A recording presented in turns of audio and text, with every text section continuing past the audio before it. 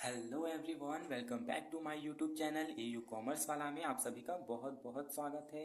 आज की इस वीडियो में हम CUET 2025 की अपनी प्रिपरेशन को और बेहतर करने के लिए हम प्रीवियस ईयर क्वेश्चन पेपर को सॉल्व करने वाले हैं।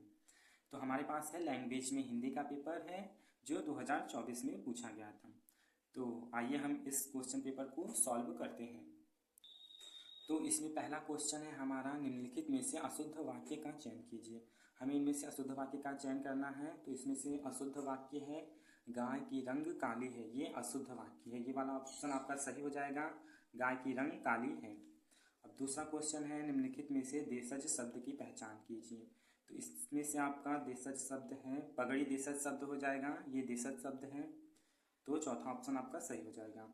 तीसरा क्वेश्चन है, सूची 1 को सूची 2 से सुमेलित कीजिए। तो जानने की इच्छा रखने वाला होता है जिज्ञासा, और जिसकी उपमा न हो अनुपम, और जो बहुत जानता हो बहुज्ञ, और जल में जन्म लेने वाला जलज कहलाता है।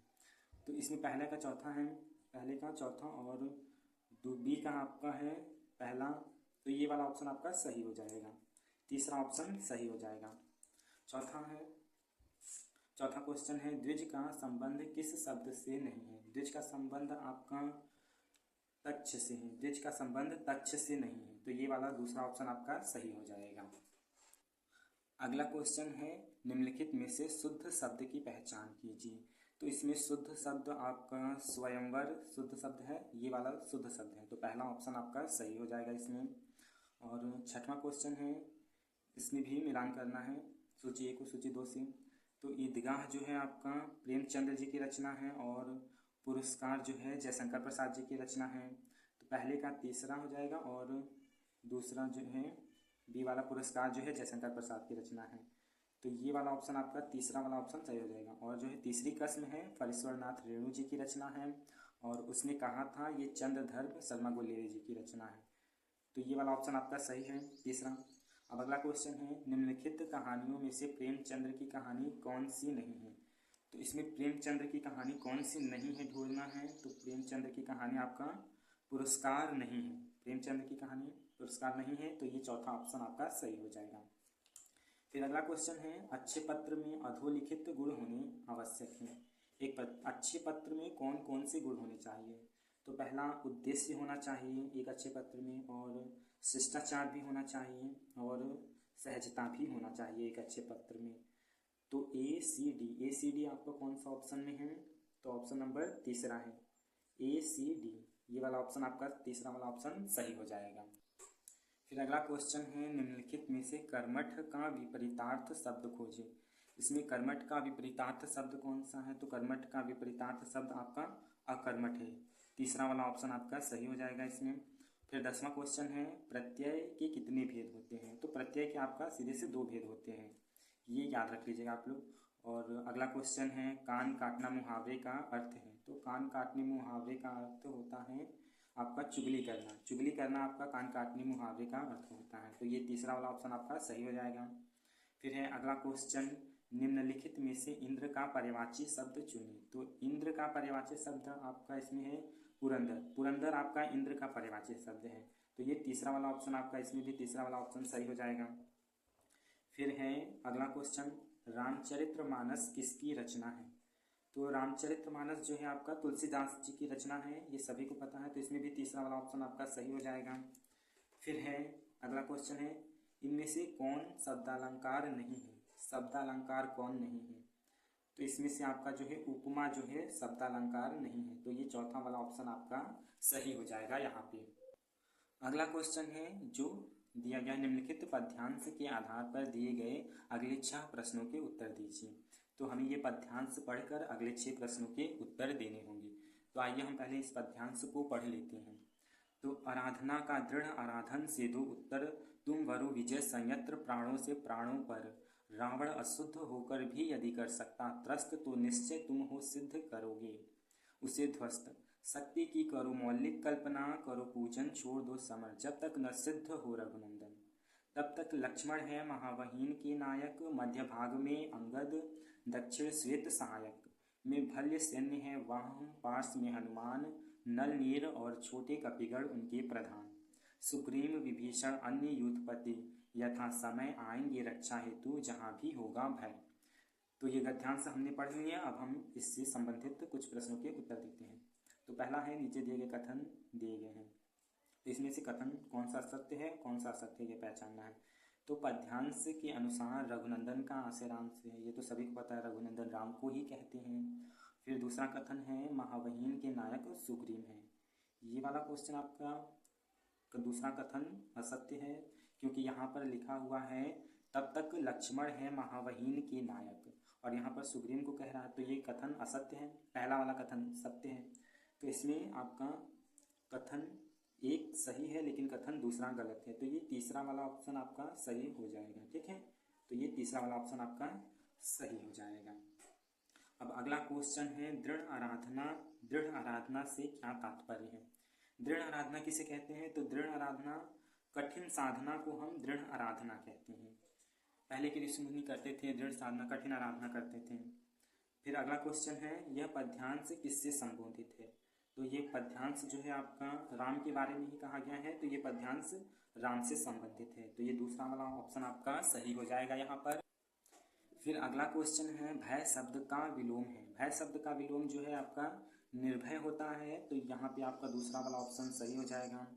फिर 19वां क्वेश्चन है, निम्नलिखित में से शक्ति शब्द के पर्यायवाची नहीं है। तो शक्ति शब्द के पर्यायवाची नहीं है, यहाँ पर आपका उग्र शक्ति शब्द का पर्यायवाची नहीं है, और यहाँ पर अक्षय भी शक्ति का पर्यायवाची नहीं है, तो यहाँ पर ऑप्शन आपका बी और डी सही हो जाएगा। तो बी और डी वाला ये वाला ऑप्शन आपका सही हो जाएगा, तो ये वाला ऑप्शन आपका सही हो जाएगा। तो पहला ऑप्शन आपका सही हो गया। फिर अगला प्रश्न है, प्रस्तुत पद्यांश में भल्य सैन्य का संबंध है। तो भल्य सैन्य का संबंध जो है आपका है भालुओं के सेनानायक जामवंत से है, तो ये तीसरा वाला ऑप्शन आपका यहाँ पर सही हो जाएगा। हमने पद्यांश में पढ़ा था ये वाला। फिर है, जिस शब्द में संज्ञा या सर्वनाम की विशेषता का बोध हो उसे कहते हैं। तो उसे जो है आपका कहते हैं, उसे विश्लेषण कहेंगे। यहाँ पर जिस शब्द में संज्ञा या सर्वनाम की विशेषता का बोध हो उसे विश्लेषण कहते हैं, तो ये तीसरा वाला ऑप्शन आपका सही हो जाएगा। फिर अगला क्वेश्चन है, जिस शब्द में किसी काम का करना अथवा होना पाया जाता है उसे कहते हैं। तो उसे आपका ये वाला चौथा ऑप्शन आपका सही हो जाएगा। ठीक है, जिस शब्द में किसी काम का करना अथवा होना पाया जाता है उसे क्रिया कहते हैं। ठीक है, तो अगला क्वेश्चन है, निम्नलिखित में से अभ्यांतर का विलोम बताइए। अभ्यांतर का विलोम जो है आपका इसमें बाह्य हो जाएगा, अभ्यांतर का विलोम बाह्य हो जाएगा, तो ये चौथा वाला ऑप्शन आपका सही हो जाएगा।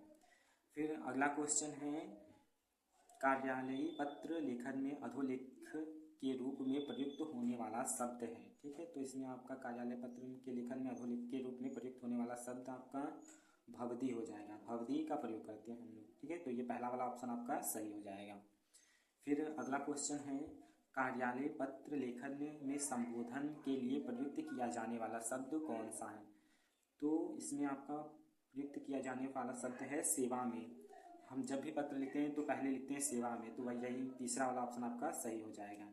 ठीक है, अगला क्वेश्चन है, इनमें से कौन सा कार्यालयीय पत्र का प्रारूप नहीं है। इसमें से कौन सा कार्यालय पत्र का प्रारूप नहीं है, तो यहाँ आपका शोक पत्र जो है कार्यालय पत्र का प्रारूप नहीं है, तो ये तीसरा वाला ऑप्शन यहाँ भी सही हो जाएगा। अगला क्वेश्चन है, निम्नलिखित गद्यांश के आधार पर दिए गए अगले 6 प्रश्नों के उत्तर दीजिए। तो ये गद्यांश पढ़ के हमें अगले 6 प्रश्नों के उत्तर देने हैं। तो आइए इस गद्यांश को हम पढ़ते हैं ध्यानपूर्वक। तो दुनिया से अच्छा ग्रहण करने का अधिकार सभी देशों को है। भारत के ज्ञान विज्ञान चिंतन से बहुत सी चीज़ें दुनिया ने ली है। दूसरी बात यह है कि संसार में जहाँ भी ज्ञान विज्ञान जन्म लेते हैं उनमें अन्य देशों की भी ज्ञात अज्ञात भूमिका होती है। यह आदान प्रदान का सिलसिला न जाने कब से चल रहा है। आज भी पश्चिम में हो रहे नवीन अन्वेषण में विभिन्न देशों की मेधा प्रतिभा श्रम कौशल धन आदि लगे हैं। उदाहरण के लिए भारत की अनेक प्रतिभाएं अरसों से अमेरिका और अन्य देशों के उच्च स्तरीय अन्वेषण और संगणन के क्षेत्र में सॉफ्टवेयर निर्माण में लगी है। क्या यह प्रकारांतर में भारतीय अवदान नहीं है? उन देशों की वस्तुएं ऊंचे मूल्य पर खरीद कर अनेक छोटे देश उच्च अनुसंधान में परोक्ष आर्थिक योगदान देते हैं। इसलिए किसी भी उपलब्धि को किसी भूगोल में सीमित नहीं किया जा सकता। यह दूसरी बात है कि हमें अपनी आत्मनिर्भरता लगातार बढ़ानी चाहिए और अपनी प्रतिभाओं को निरंतर प्रोत्साहित करना होगा। आयातित प्रदूषण से बचने और अपने सांस्कृतिक उन्नयन के लिए यह अनिवार्य है। तो हमने ये गद्यांश को पढ़ लिया है। अब हम इससे संबंधित कुछ प्रश्नों के उत्तर देंगे। तो पहला है आपका इसमें उन्नत शब्द का विलोम है। उन्नत शब्द का विलोम आपका अवनत हो जाएगा, तो ये दूसरा वाला ऑप्शन आपका सही हो जाएगा। फिर अगला क्वेश्चन है गद्यांश में प्रयुक्त इन शब्दों के सही वर्णानुक्रम का चयन कीजिए। सही वर्णानुक्रम का मतलब है पहले कौन कौन से अक्षर आए हैं।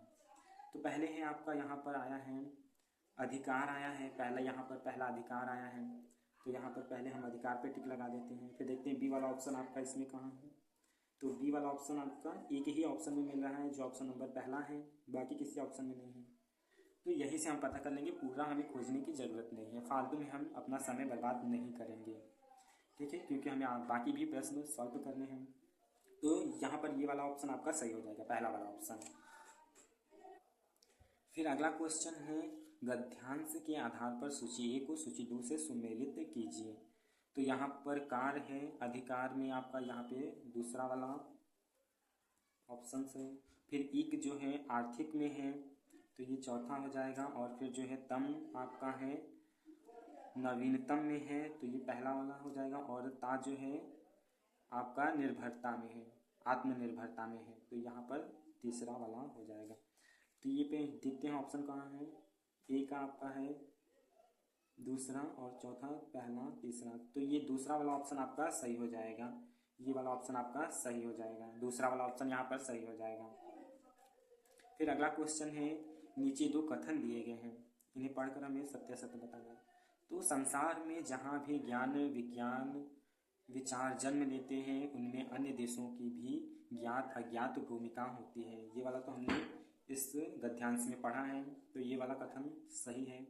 दूसरा है आत्मनिर्भरता और प्रोत्साहन आयातित प्रदूषण से बचने और अपने सांस्कृतिक उन्नयन के लिए अनिवार्य नहीं है। ये वाला हमें गलत लग रहा है क्योंकि ये हमें गद्यांश में नहीं मिला था।